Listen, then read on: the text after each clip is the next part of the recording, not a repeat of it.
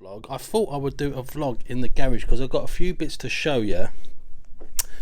Now, the first of which is this. This is the wheel balancer that I got for when I changed the rear tyre.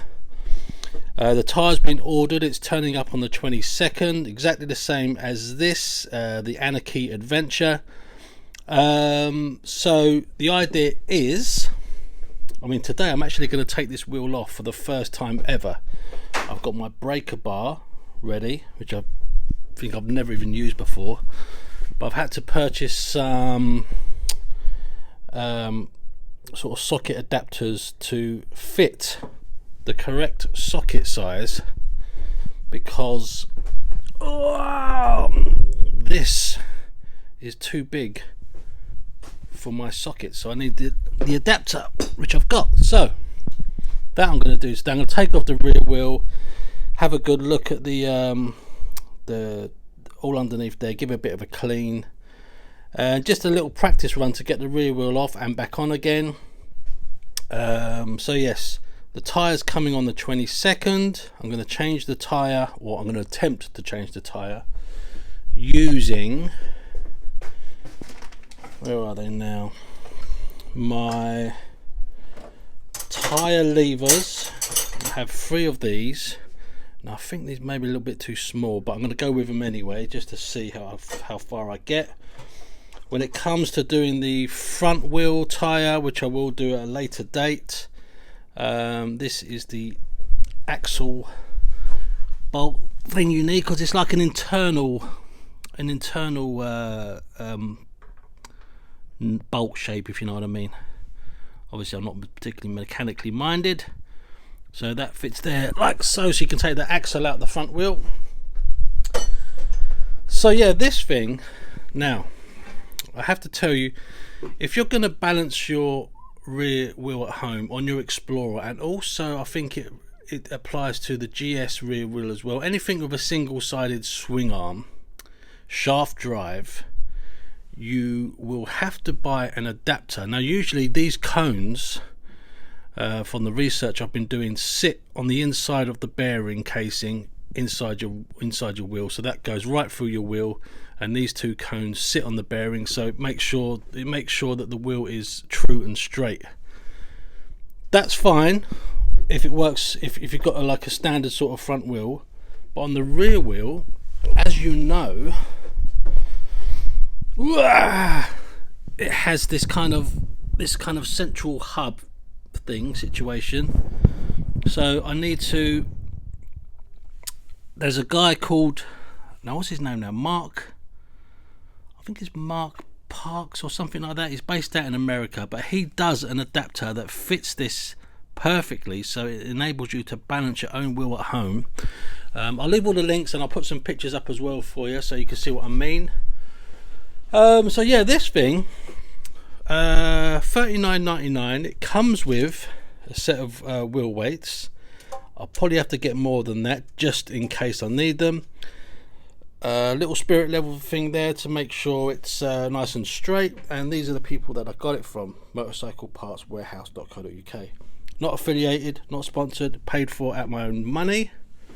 And the candle is for romantic reasons. Okay, so I've got my, let's see, rear wheel to the final drive unit, 70 Newton meters. Okay, that's cool. Alright, so what I'm going to do now is I'm going to take that rear wheel off. You can watch me do it if you like and laugh, as I most likely will bugger it up.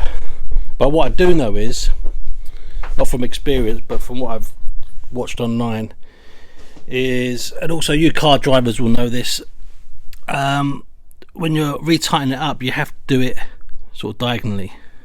See, this is all new to me, but you're like, yeah, we know, Billy.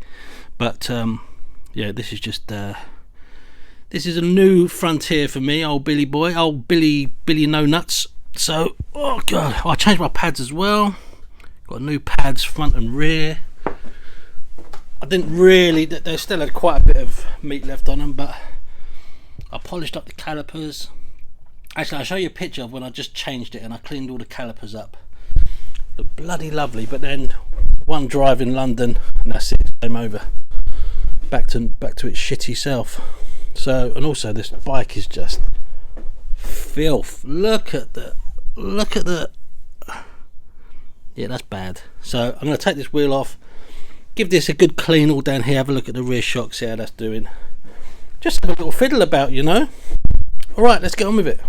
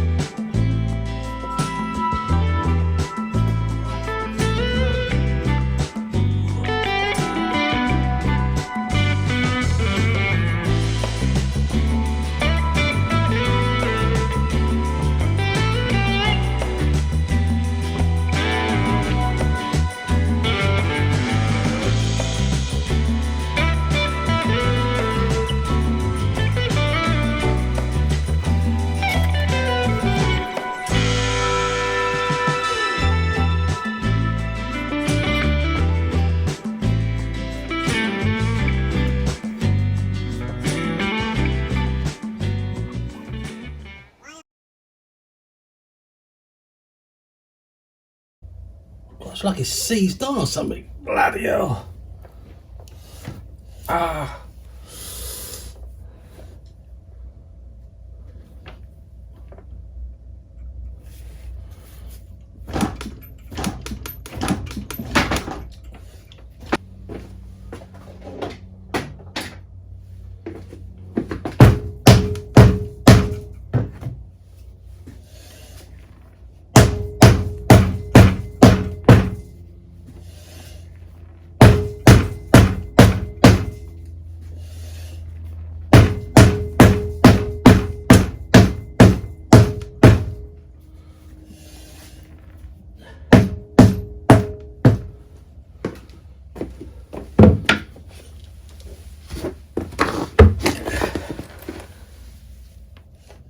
Oh, there we go.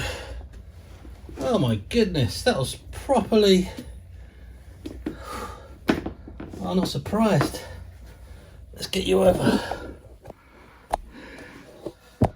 Look at the state of it. It's all sort of... It's kind of... I won't say it's corroded, but it's just like a lot of road salt in there, I'd imagine. So I'm going to give that a good clean in there. Proper good clean. Clean all the wheel as well. Get all that crust off it. Look at the state of it. Honestly, I thought, okay, I've undid all the bolts. What else is there? I thought there might be a bolt around the other side, but no, that is it. Because I just checked on YouTube. You know, the source of all knowledge. So it doesn't look too bad in there, but I'm going to clean the linkage and everything down there. Take this shock sock off, have a good look at the shock, and just see how we go. Woo! Well, there you go. First wheel off. I did it. Now I have a question for you guys before I start cleaning this up. Is that usually, you know, when you take a bolt off and you see all that sort of white kind of powder on the thread, now I'm led to believe that usually means that thread lock has been applied. So I think you can get white, red, blue depending on what application, but there isn't. These threads are really clean. So I'm wondering, would you put thread lock on these nuts? Because it doesn't seem to be any on there now, or whenever they put the wheel back on. So I presume it's not necessary, but let me know down below what you think.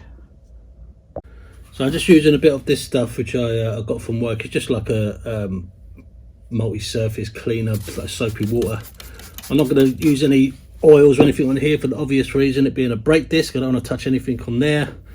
And just to crust the old little nylon brush, get right in there. Looks better already. I couldn't believe the amount of crust that built up on there. It's crazy. That's all the road salt, all that nonsense. All the dirty puddles, all the grime. All the off-road adventures, when I go dogging.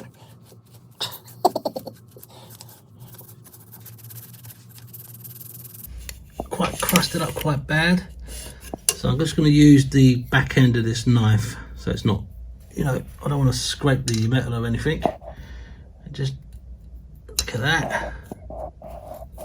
That's got to be road salt, hasn't it?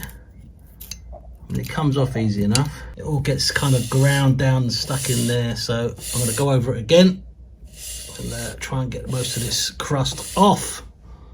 Bye crust. Oh, look at that. That is a million times better. Still not perfect. There's still a little bit of crust on there.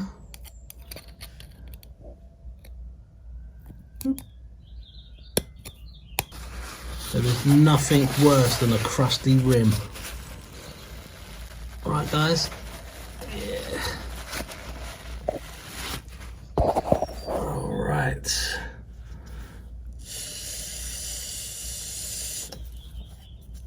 There you go guys, that is a little bit better, isn't it? What do you reckon?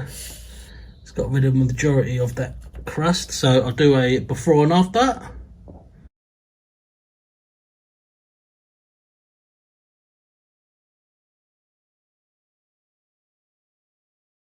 Let's get started on the wheel.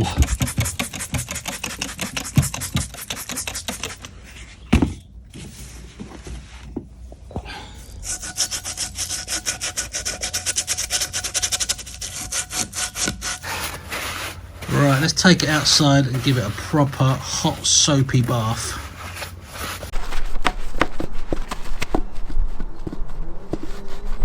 Okay, we are back.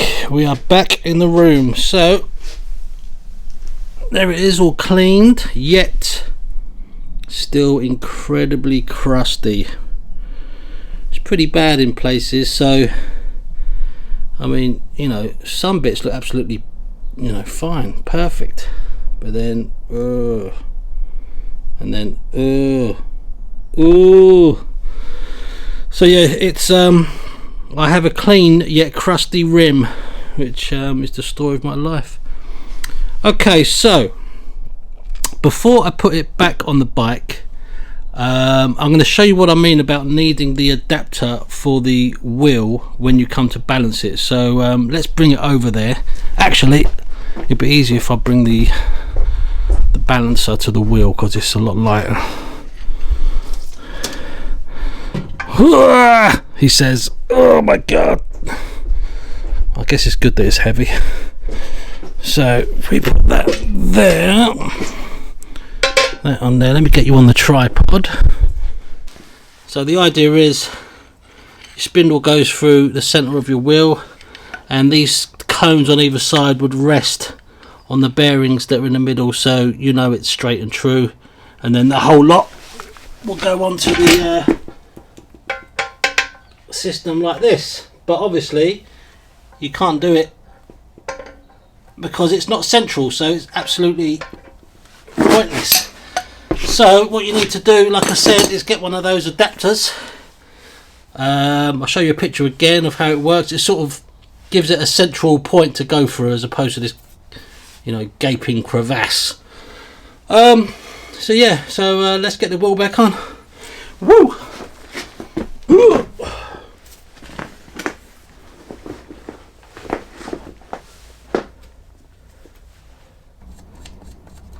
I tell you what, it goes on a lot easier than it comes off. Although now I've given it a proper good clean, it should, when I do finally change the tyre on this, it should come off a lot easier. I'm glad I did it, you know, like that kind of like a dry run of taking the wheel off.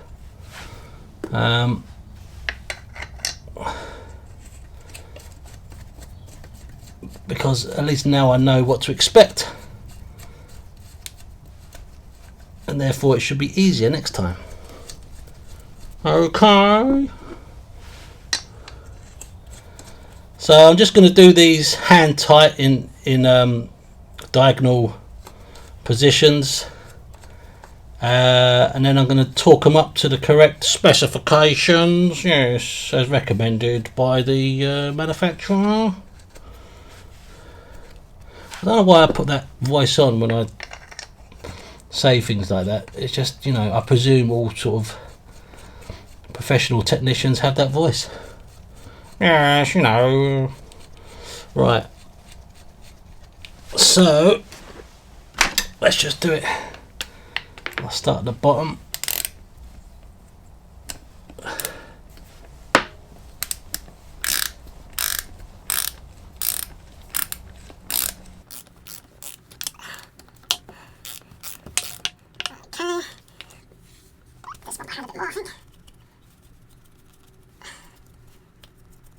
So I've done that one, I'll do this one. I need to get a longer. I'm just going to swap them out for a longer one.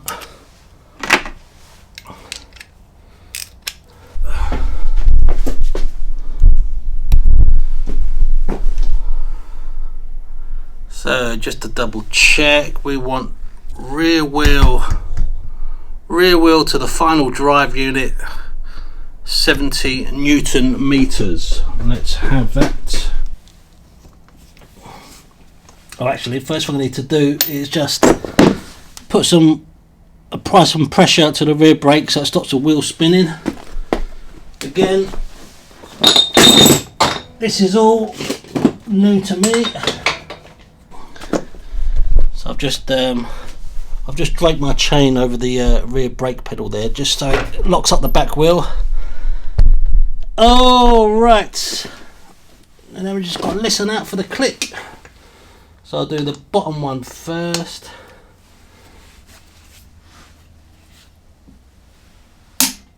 There's the click. Then I'll do the top one.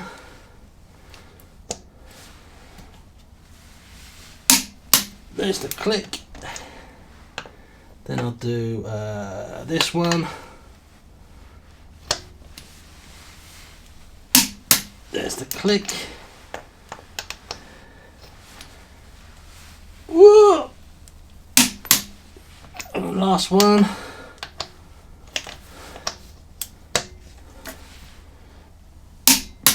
All right. So I'm just going to go over everyone just to double check.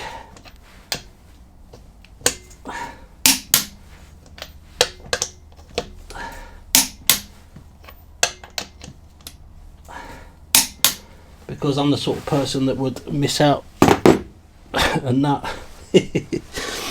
Okay, so I think what I'm going to do now is I'm going to just run the back wheel. I think if you put it in neutral and get the engine running, it should just turn automatically. So let's have a look. Let's have a butcher's, see if that works.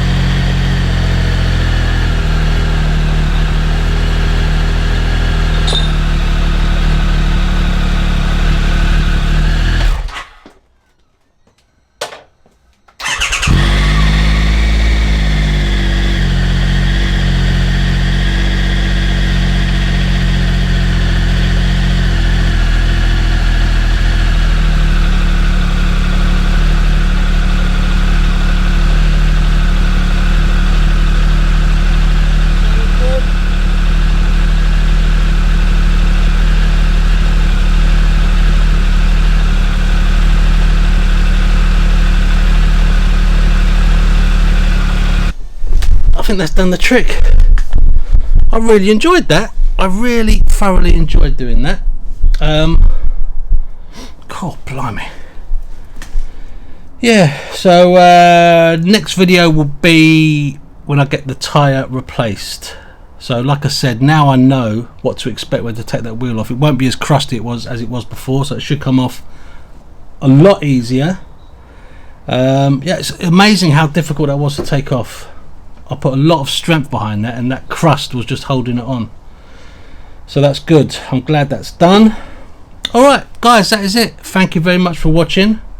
Just a different sort of vlog this time round. And I'll see you on or around about the 22nd of this month. Guys, take it easy. I'll tell you one thing I forgot to do with all the excitement. Remember I said I was going to check the rear. I mean, I can still check the linkage on the shock and everything, but it would have been slightly easier with the wheel out of the way. Anyway, it doesn't matter. I'll do that when I change the tyre.